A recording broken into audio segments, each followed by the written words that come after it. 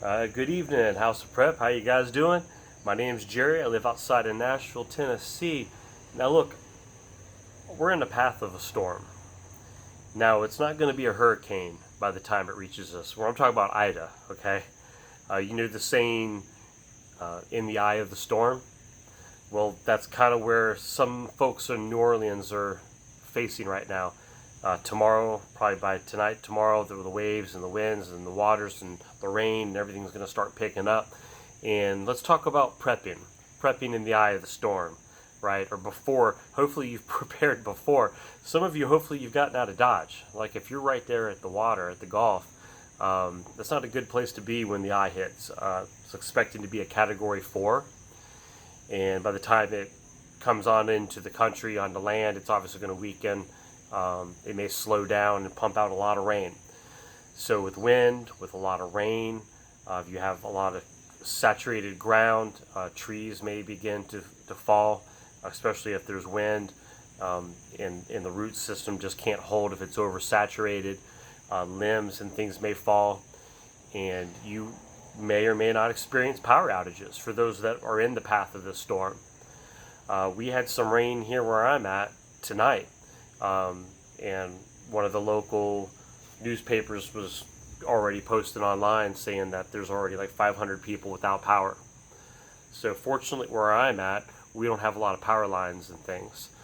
Ours are underground, so that really gives us an edge, a heads up when there are storms and such. So hurricanes, storms. I say storms of life they can come in many packages, and we'll talk about the hurricanes too, and we're going to talk about prep items and stuff. So get your thinking caps on, okay? We're talking prep items just as reminders for new preppers, and those of us that also need maybe a refresher course, right? So storms come in a lot of forms. It could be an actual storm like Ida.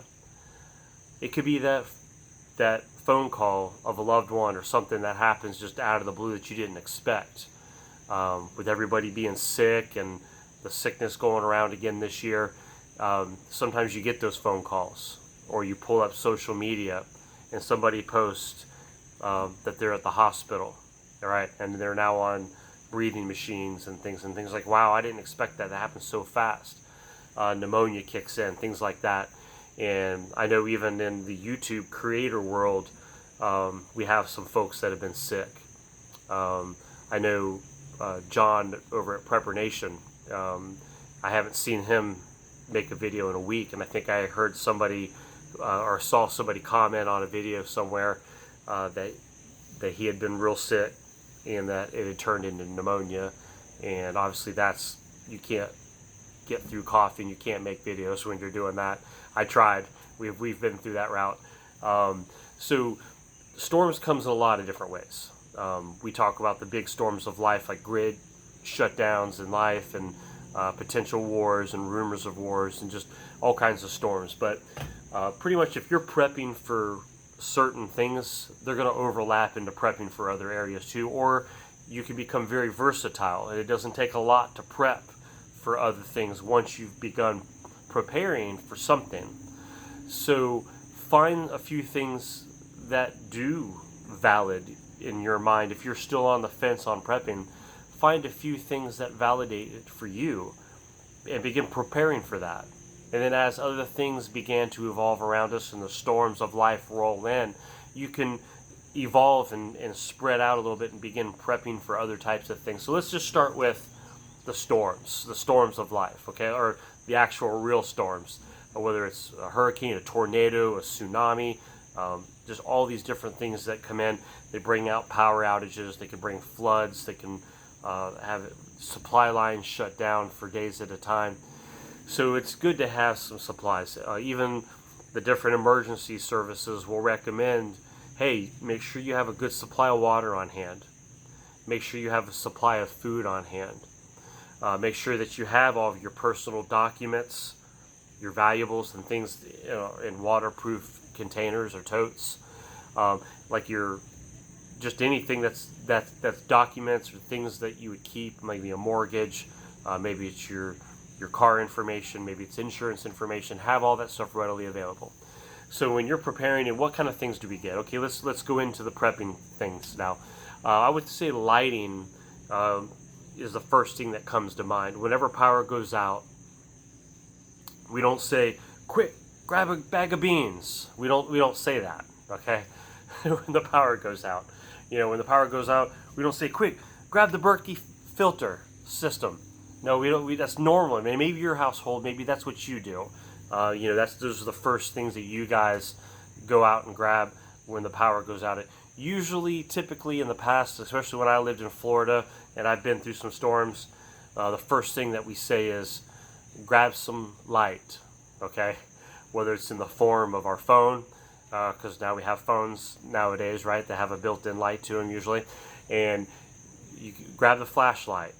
Hey, light some candles. Those are just the typical things that I remember, even as a child living in Ohio. A big storm came through the area, knocked out power, and I remember, hey, go light the oil lamps, go light the candles, right? Grab the flashlight. So having those things, make sure you have items that are needed to match with those things. Example, flashlight. Make sure you have batteries. Make sure you've checked your flashlights if it's been a while. Make sure those batteries haven't exploded or corroded all into your battery. Don't you hate when that's happened? You have some electronics and it's like, okay, it's not working, and you open it up and it's all that white and nasty stuff. The battery's gone bad. So change those out from time to time. If it's been a while, check them. Get those changed out. Protect your electronic equipment. If you run with candles, hey, make sure you have matches, right? Readily available. So it's easy to find, it's easy to grab. Hey, what about solar powered lighting? Hey, we're in an age with all this technology and stuff. Even on the steps, kind of like you see leading down into my yard back here behind me. I have a couple of those outdoors waterproof solar motion lights, right? Well, the good thing about those is if I have a power outage, there's a switch underneath. I can pick them up, switch them to a permanent on, so it's not motion, but now they're on, and I can set them in my house, and they put out a lot of light. They're LEDs, and they're solar powered. So the next day, I just turn them off, put them back out here in the sun, and let them charge up again. Let them do their thing. You don't have to worry about batteries. You don't have to worry about matches. You don't have to worry about the accidents of fire, which that leads me to a safety thing right there. If you are lighting candles and things like that, especially if you have kids around, pets. I've heard some of your all stories with cats and how they like to knock things down and do things. Make sure you do have fire extinguishers. Remember, the safety prep of the week has been fire extinguishers. We've brought that up other video.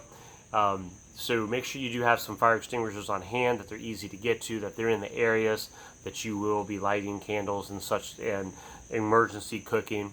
If you start using propane and different things and charcoal or maybe firewood, you don't want embers getting out of control and such. Just have some fire extinguishers on hand, okay? I've heard people talk about fire blankets, maybe some extra baking soda if you have to throw some down on a fire. Just kind of come up with your unique safety precautions and make sure the family, whoever is living around with you, has that same. Okay, so we obviously have light covered now, okay? I think we've covered that. Don't forget about, you want to have some easy made food items, especially when things have just kind of happened. Everyone's a little disoriented. You're watching the news. You're worried about winds and storms, especially if you've gone through the eye. Now you got the other end coming through. But have some easy to eat, easy made foods, okay? If power goes out, you're not going to be able to use the microwave and such, so pop-top things or sandwiches. And that's why sometimes when you have a storm come through, what's the first thing that goes out of the grocery store? Bread and milk, right? It's gone. It doesn't matter if it's a winter storm, it could be a hurricane storm, whatever. Bread and milk's wiped off the shelves. That's just protocol. If you don't assist in wiping out the bread and the milk, then you're not participating in the hurricane, right? No, but seriously, that's because people are grabbing bread because they're going to say, hey, we're just going to eat peanut butter and jelly sandwiches or lunch meat. They're just quick grabs. Now, the problem also is you lose power if you don't have a generator, is your fridge and stuff's going to go out. And you don't want to keep opening and closing your fridge. A trick that I used to do in Florida a big storm was coming, I'd get our big coolers, right, and fill it with ice. That's another commodity that goes quick, so go ahead and get you some ice ahead of time and get your coolers just packed full of ice. And that way you can use that for putting your lunch meat and cheese and maybe some mayonnaise, ketchup, mustard, whatever you like, lettuce, tomato. Just have all that in your cooler, and you're not touching your fridge. You want to keep that shut as long as you can. But having the extra ice on hand is huge, because a lot of times what happens, especially down south, the power goes out, and once the storm is gone, the wind is gone, the rain is gone, what happens? The sun comes out. And what happens then? It gets humid, and it's hot, and it's sticky, and it's nasty. And man, there's no AC because the power's been out. And they're saying, man, it's going to take several days to get this power back up. So having some battery operated fans. In fact, in my video description, I always keep a USB portable fan, right, mini fan, because you can plug it into all your little battery packs and such, and different little small generators or whatever you use that has a USB port. Have that by your bed at night when you're just trying to sleep and you're pouring in sweat, right? So these are just all kinds of tips. Now look, there's no way under the sun, with this already being an 11-minute video, that I can cover all the different items and the bases. We haven't even talked about water, right? You want to have water on hand, enough water that you can use for cooking, for sanitation purposes, for drinking, because when it's that hot, look, you guys are going to go through a lot of water. But I can't cover everything, okay? It's just impossible to just buzz through everything. So now it's your job. Jump in the comments, throw some tips and ideas. It could be comfort foods, it could be games for the kids to keep them occupied because there's nothing else for them to do, right? Just discuss, think outside the box, because you don't know who's going to be watching this video. They may be looking for help. They may be looking for ideas. They're like, yeah, I see these storms coming, and I'm going to be honest, I haven't ever prepared for them, but I want to start today. And that's good. That's what we want.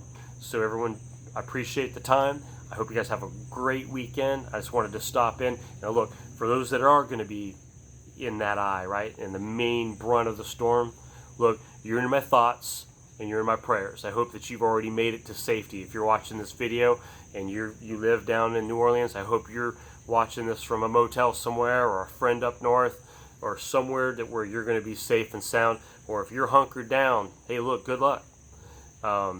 Sometimes they don't hammer as hard as they expect. Sometimes they do.